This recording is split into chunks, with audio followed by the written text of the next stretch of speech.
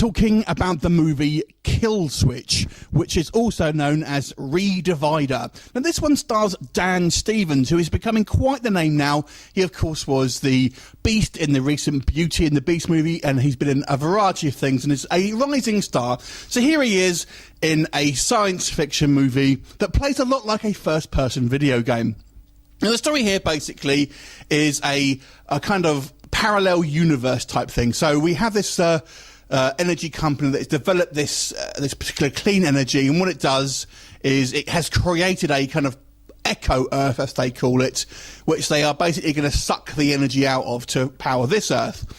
And Dan Stevens' character is both an engineer and a pilot, so he is kind of tasked, he's got this multi-skilled, to essentially go to this echo Earth, and he has to do a mission there which will allow the kind of the real Earth, so to speak, to be able to suck the power from it. However, when he gets to Echo Earth, he finds out that things haven't gone slightly to plan. What's meant to be a barren planet has actually got human life on it, and obviously moral conundrums aplenty there.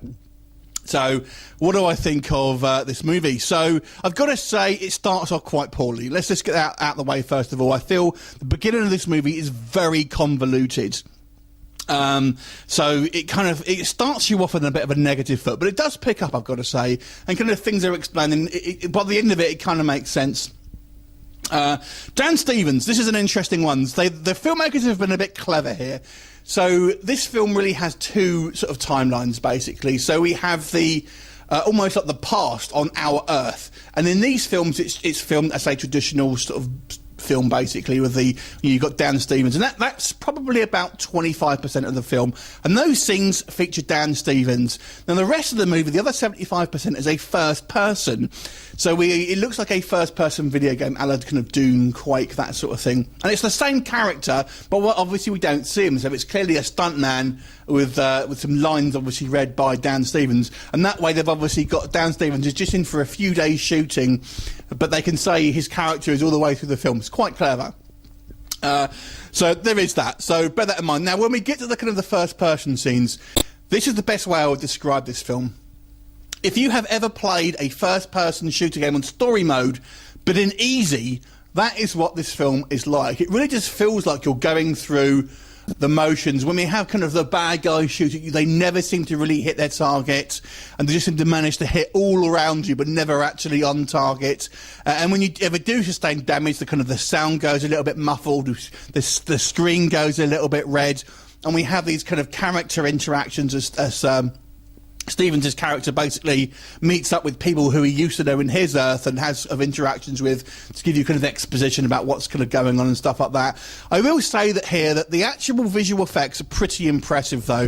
They do a great job of kind of showing this destruction caused by this kind of this unnatural event, and we have the sky opening up and kind of things falling from our world into this world and vice versa. So it all looks pretty good. So on a visual standpoint, I think this film works pretty well, and because the movie is broken up into mainly the first person section, but you do go back and have these kind of flashpoints about this kind of how you got to this point, and these ones do feature kind of Dan Stevens, as I say, in this more traditional camera angle and stuff like that. You don't feel quite as kind of bombarded as you maybe do with other first person films that are purely in that kind of perspective. So it's quite a nice way of kind of breaking it up, and so that's quite good. So all pretty good. On negatives here, like I said, if you're a Dan Stevens fan, you may be a little bit disappointed the way they've kind of maybe shortchanged you. He's in the film a reasonable amount, but obviously not probably as much as you would think is the kind of the main character. I've got to say sometimes the script is a little bit kind of skew-iff, and kind of the lines and the dialogue here sometimes a little bit on the nose and cheesy. I also have to say I didn't like the backstory that we're set up. Dan Stevens' character is he's looking after his sister and his nephew, and they seem very ill-defined, and to be honest with you, never really, almost seemed like a bit of an anchor in the fact that they just seem to be miserable throughout the entire film, and